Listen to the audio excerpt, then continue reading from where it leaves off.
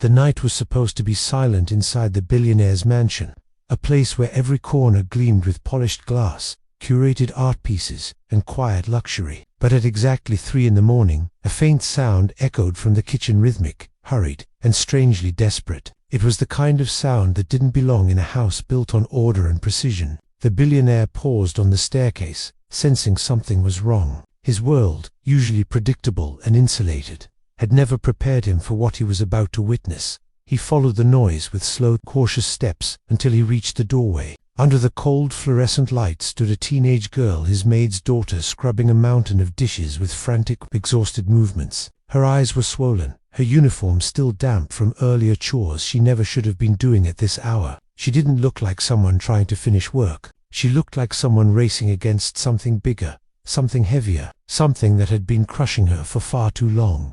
The sink overflowed with suds, but her hands kept moving, trembling from fatigue and something unspoken. On the counter beside her sat a worn-out notebook, half open, smeared with water and grease, its pages revealing unfinished schoolwork that looked abandoned rather than forgotten. In that moment, the billionaire felt the first ripple of unease. Something wasn't adding up, and whatever the reason behind this girl's late-night struggle was, it wasn't simple, and it wasn't innocent. The uneasy feeling that settled in the billionaire's chest didn't disappear as he watched the girl scrub the dishes with mechanical determination. Instead, it grew heavier, an unfamiliar weight for a man who spent his life navigating boardrooms, investment deals, and elite circles where problems were solved with contracts and signatures, not quiet suffering. He stepped back from the doorway, unseen, observing her trembling posture. Something about the way she avoided even glancing at the clock told him this wasn't a one-time occurrence. It was a routine, a secret one. He moved away silently,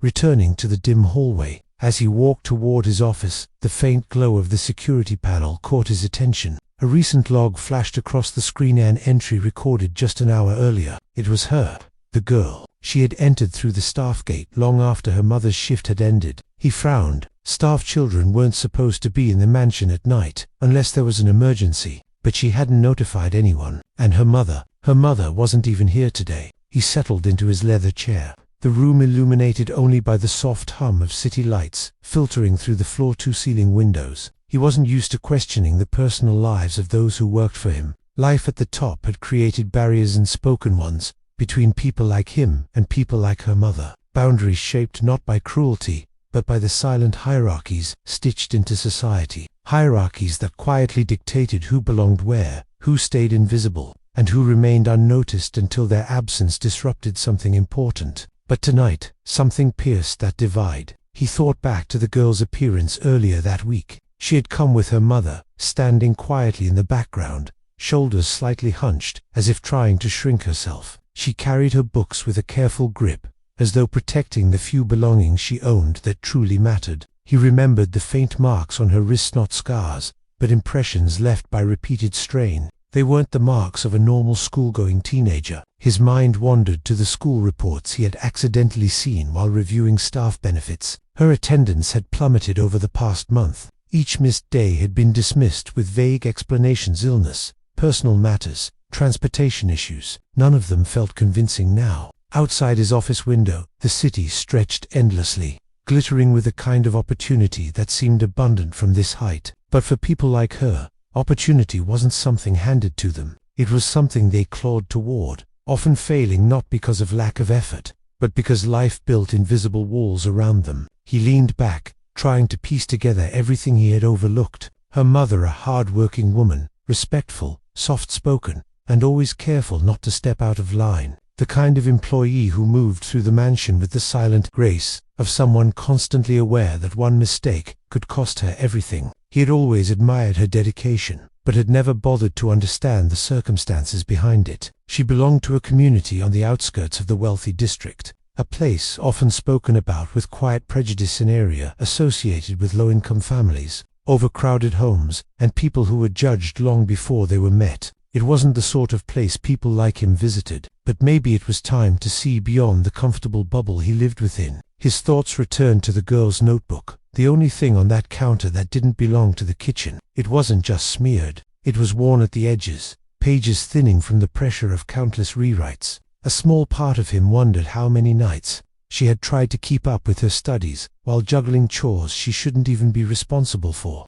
How many times she had sacrificed rest, meals, or her own childhood just to avoid falling behind. The mansion, despite its beauty, suddenly felt too quiet. The hallway lights flickered faintly as he stood up and returned toward the kitchen. He stopped just before the doorway again. She was still there, her movements slower now, shoulders drooping as fatigue took over. Her thin shoes were soaked, her breathing shallow. She looked like someone fighting to stay awake, driven by a fear stronger than exhaustion. The notebook still rested untouched beside her. Something about that notebook unsettled him more than the mountain of dishes. It represented something important to her, something fragile, something she was trying to cling to despite forces pulling her away from it. He turned away and headed upstairs, but sleep didn't come. Instead, he found himself replaying images, the trembling hands, the half-finished homework, the raw determination in a girl who should have been sleeping, studying, or dreaming anything but washing dishes in someone else's mansion before dawn. The longer he lay awake, the more he felt a growing sense of responsibility,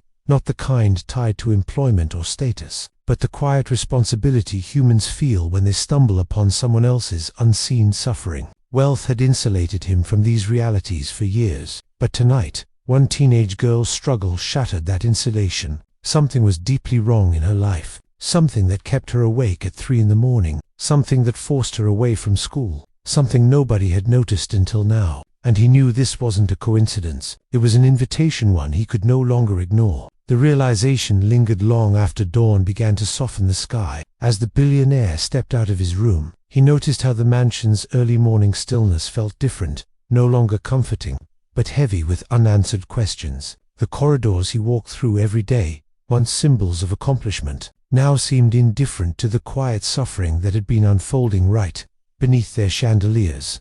He descended the staircase slowly, expecting to see a fresh crew taking over the day shift, but before anyone arrived, he paused outside the kitchen again. The girl was gone. Only a damp cloth on the counter and a neatly arranged stack of dishes remained evidence of the night she had silently fought through. Her notebook, however, was nowhere in sight, not because she had forgotten it, but because she must have needed it as more staff arrived. He moved through the morning routine with an uncharacteristic distance. He noticed things he'd never paid attention to, the subtle ways certain staff members avoided eye contact, the quiet discipline with which they performed tasks, the underlying fear of being replaced. It wasn't a workplace governed by cruelty, but by an unspoken system, a hierarchy shaped by heritage, class, and race, one that gave comfort to some and burden to others. He had benefited from this system all his life, without ever questioning its silent cost. But the image of the girl scrubbing dishes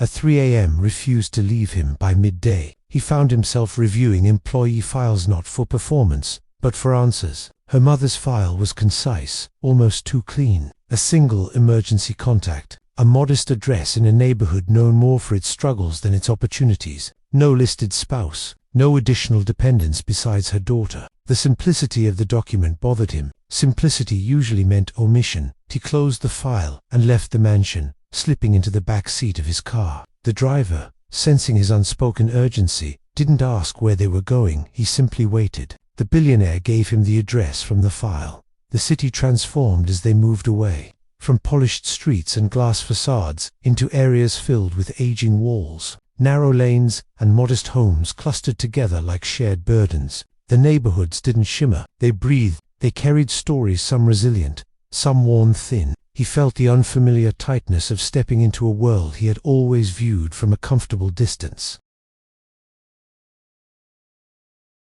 The car stopped near a row of tired-looking apartments. A few children played barefoot in the dust. Stray dogs dozed under parked bicycles. He stepped out carefully, aware of how out of place he looked. His tailored suit, polished shoes, and air of wealth created a silent divide. The moment he entered the street, people paused not with admiration, but with guarded curiosity. A stranger like him didn't belong here, and everyone knew it. He approached the building where the maid and her daughter lived. The stairwell was dimly lit, the walls chipped, the air heavy with the scent of cooking and humidity. As he climbed, he saw how different the world was for those who lived on the other side of privilege. Every step held a struggle, each month's rent, each day's meal, each moment of safety. At the top floor, he reached a door barely held together by aging hinges. He heard faint sounds inside, shuffling, coughing, the rustle of fabric. For a moment, he hesitated, not because he doubted his intentions, but because he sensed he was standing at the edge of a truth that would change everything. When the door opened, it wasn't the girl, nor her mother,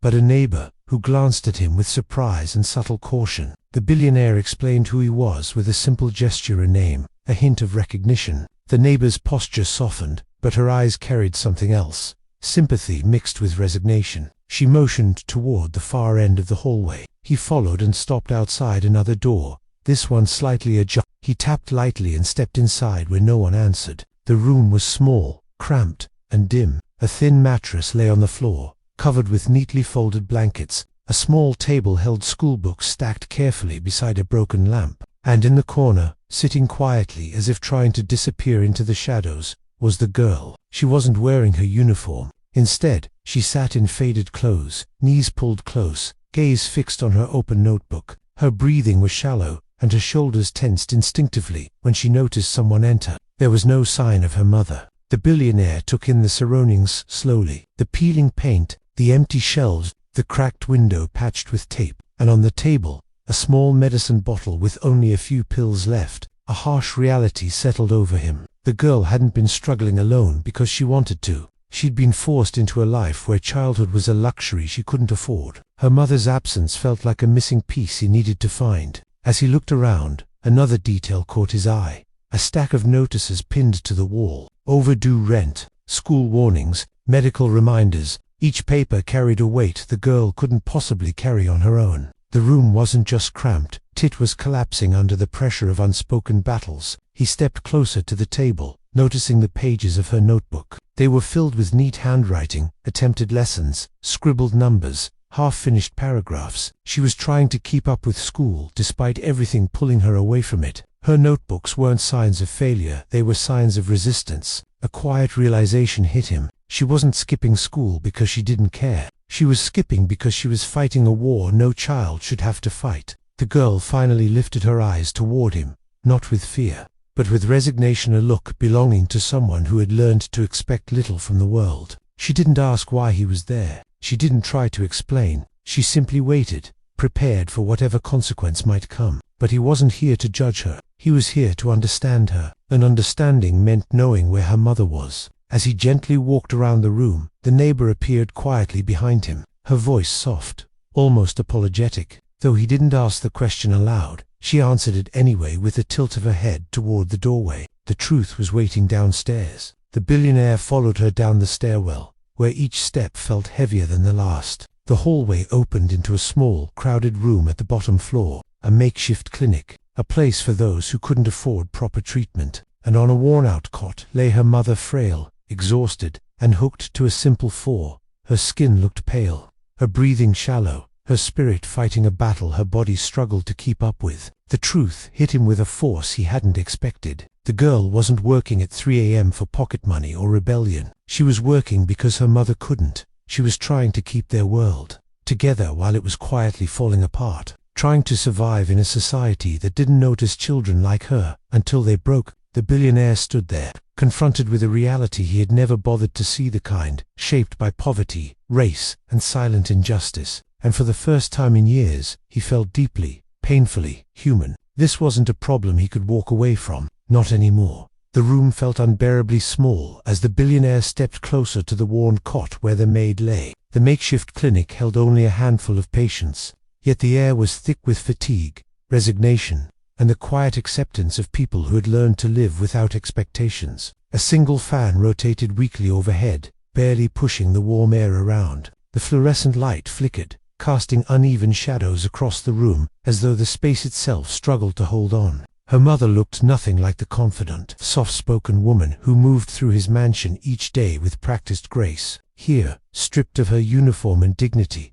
she looked fragile, reduced to the truth of her circumstances. The billionaire stood still, absorbing the scene, realizing how little he had ever known about the private lives of the people who served him. He had always assumed stability, assuming loyalty came naturally to those grateful for employment. But beneath her composed manner had been a life unraveling, unseen. Her breathing was slow, shallow, and each rise of her chest seemed like an act of sheer determination. A cracked plastic chair sat beside her bed with a small paper bag of medicine, expired, cheap, and barely effective. On the floor lay a pair of worn shoes he recognized from the mansion. They were placed neatly together, as though waiting for a woman who no longer had the strength to stand in them. A piercing weight settled in the billionaire's chest. The girl had been fighting for both of them, navigating schoolwork, house chores, and the relentless demands of survival, while hiding her mother's deteriorating condition from the world. She had been scrubbing dishes at 3 a.m. not because she wanted to help, but because she was forced into adulthood far too early, trapped in a cycle of inequality that punished families like hers with quiet cruelty. He glanced toward the doorway where the girl had reappeared, her small figure almost blending into the background. She stood stiffly, gripping the frame, as if preparing to defend her mother from being seen in this vulnerable state. Her expression wasn't fear, it was protective instinct, born from months of holding everything together alone. Seeing her mother like this illuminated everything he hadn't understood. The missed school days, the exhaustion etched permanently onto her face, the trembling hands, the endless chores, the quiet desperation. Her mother had been collapsing silently, and the world hadn't noticed. He moved closer, his presence heavy with realization. The truth struck him with a clarity that cut deeper than anything he had ever faced in business or life. This wasn't just poverty. This wasn't just hardship. This was the outcome of a system that consistently overlooked families like theirs, a system where access to healthcare, education, and safety depended on the color of one's skin. The neighborhood one was born into,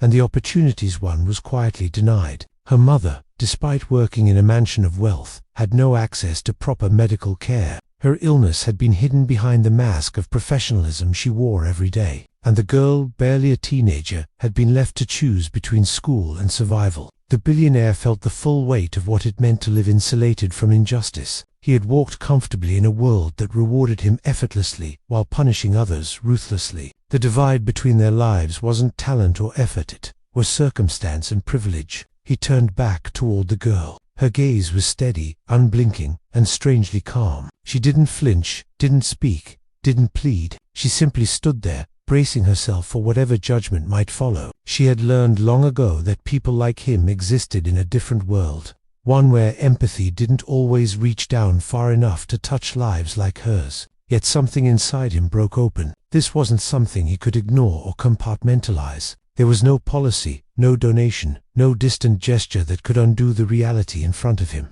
This required something deeper, something human. He approached her mother again, noticing a small notebook tucked partially beneath the pillow. The edge of the notebook was frayed, as if it had been held during long nights. He gently slid it out. It wasn't a personal journal, but a recorded dates, symptoms, skipped meals, overtime hours, medical notes written in hurried handwriting. Her mother had been tracking her decline while trying to keep working as long as possible to support her daughter. Each page was a testament to a woman who refused to give up, even as her body weakened. A sharp ache settled in his chest. The climax of the truth was no longer avoidable. This wasn't just a sick mother. This wasn't just a struggling teenager. This was the collapse of an entire system resting on the backs of the overlooked.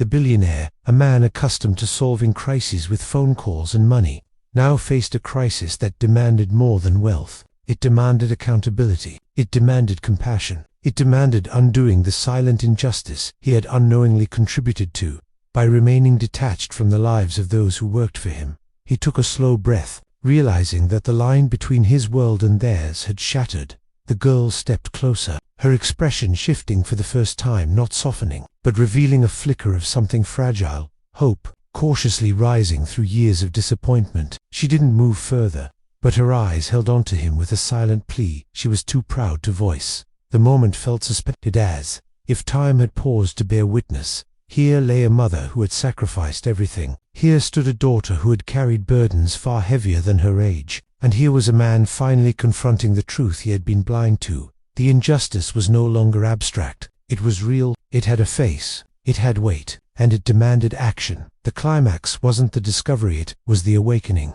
For the first time, the billionaire understood exactly what needed to be done, and nothing about his life, or theirs, would remain the same after this moment.